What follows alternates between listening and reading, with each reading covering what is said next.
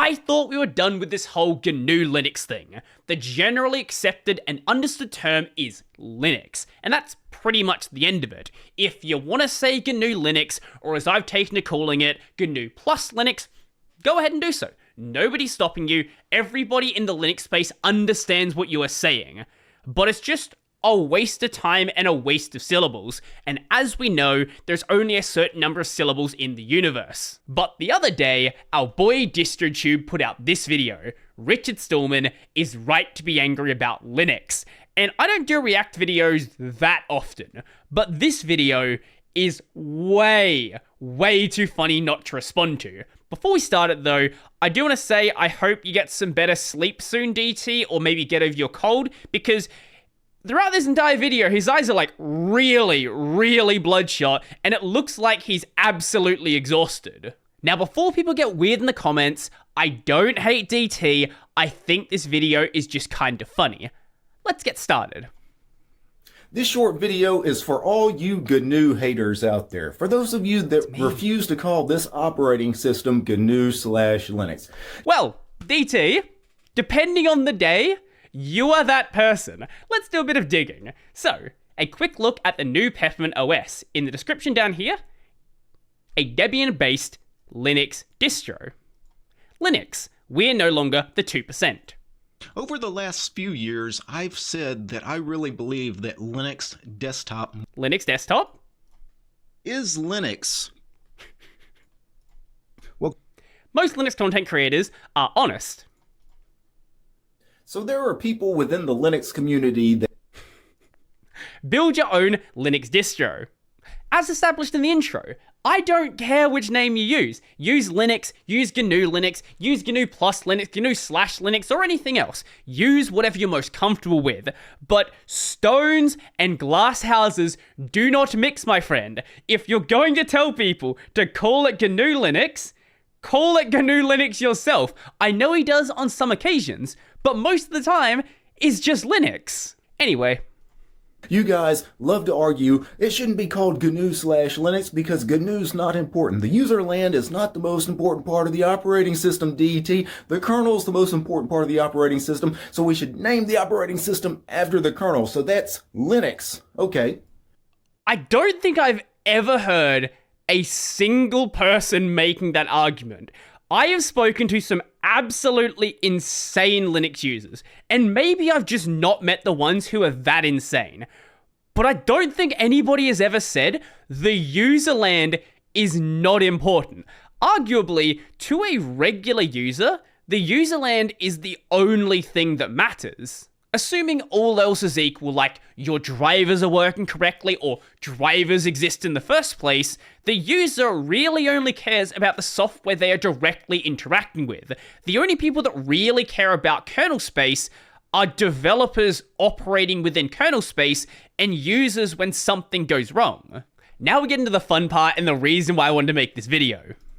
How many of you guys out there have an Android phone? What operating system is running on that? Do you call that operating system Android or do you call it Linux? Android. Because it runs a Linux kernel, right? True. It's funny that the Android user land is the most important part of Android. You're fine with naming that operating system Android rather than Linux, right? What about... Well, the reason why it's called Android is because that's the name of the project. It's not named Android because of the Android user land. It's named Android because it's called Android. Chrome OS. You got small kids that have Chromebooks that they use in school. What's that running? Chrome OS, right? It's not running Linux, even though it runs a Linux kernel, right? It's basically running a Gen 2 kernel, right? It's Chrome OS. It's named after the user land. Yeah, it's named Chrome OS, but it's not named Chrome OS because that's the name of the user land. It's named Chrome OS because the project running on this system is called Chrome OS. And if GNU ever wanted to make an operating system, they could call it whatever they wanted. They could call it GNU Linux, GNU plus Linux, or anything else. And everybody would be perfectly happy to refer to this system as GNU Linux, because that's the name they have given it. In fact, they even have a GNU Linux operating system. They've just called it GUIX. This is the perfect opportunity to actually have an OS called GNU Linux, and they didn't take it. When we are talking about the Linux OS, we're not really talking in the same manner as a project like Android or Chrome OS or Redux or Mac OS or Windows or FreeBSD, where there is a project actually called the Linux operating system. In reality, Linux as a project only exists as the Linux kernel. When we say the Linux OS, this is a way to refer to the collective known as Linux distros.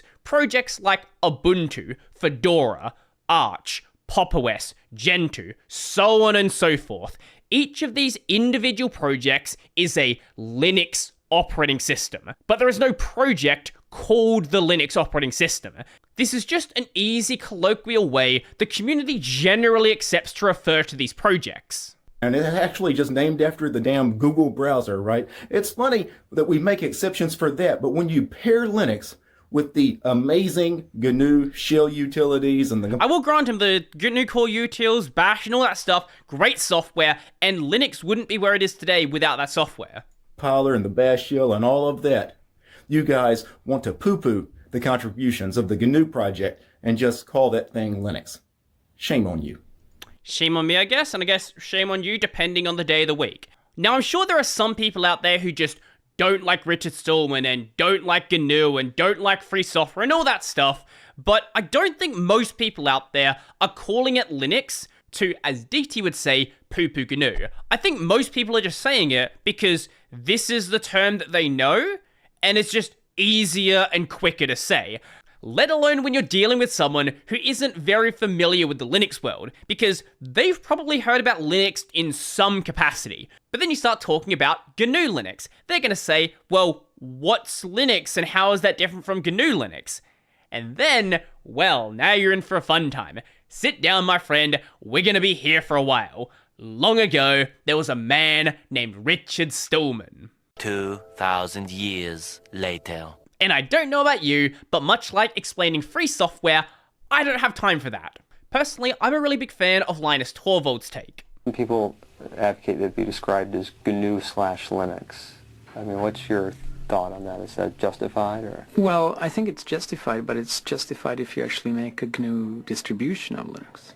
The same way that I think that Red Hat Linux is fine, or SUSE Linux, or Debian Linux. Because if you actually make your own distribution of Linux, you get to name the thing. But calling Linux in general GNU Linux, I think, is just ridiculous. That sums it up pretty well. But let's actually follow DT's logic here. So we're calling it Android because the Android userland is the most important part. We're calling it Chrome OS because the Chrome OS userland is the most important part. So why would we ever call it GNU Linux instead of just GNU? If the userland is the most important part, isn't that what the name should be? But then what about these oddball distros like Alpine? Alpine is very much not a GNU system. It uses the BusyBox tooling.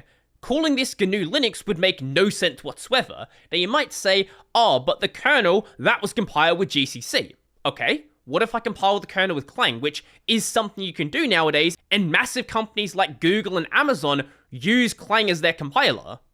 Well, that's definitely not a GNU system then. Oh, but the C library is using GNU extensions.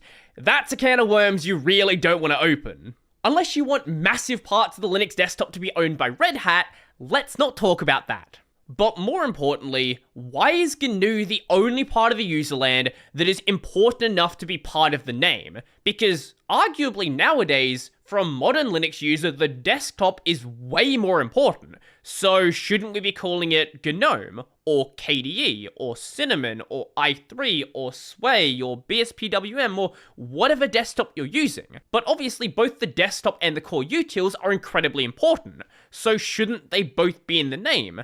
But if then they're both in the name, shouldn't things like X be in the name? Because X is incredibly important. And this is where we get into the meme of listing out your entire userland in the name. Now, funnily enough, an early Linux distro effectively did this, Yggdrasil Linux, which was officially Yggdrasil Linux /GNU/X. So, you know, there's some precedent for it. Look, at the end of the day, call it GNU Linux, call it GNU Plus Linux, call it GNU Owns Linux, or just Linux, or really anything else. If people know what you're talking about, if they know you're talking about this collection of distros we call Linux, it doesn't really matter the name that you give it. There is no Linux project you're using the wrong name for. It is just a colloquialism. I definitely didn't forget to record the outro. So let me know your thoughts in the comment section down below. If you liked the video, go like the video. And if you really like the video and you want to become one of these amazing people over here, check out the Patreon, subscribe to the VeriPay link in the description down below. That's going to be it for me, and I'm out. Daytime better call the vet.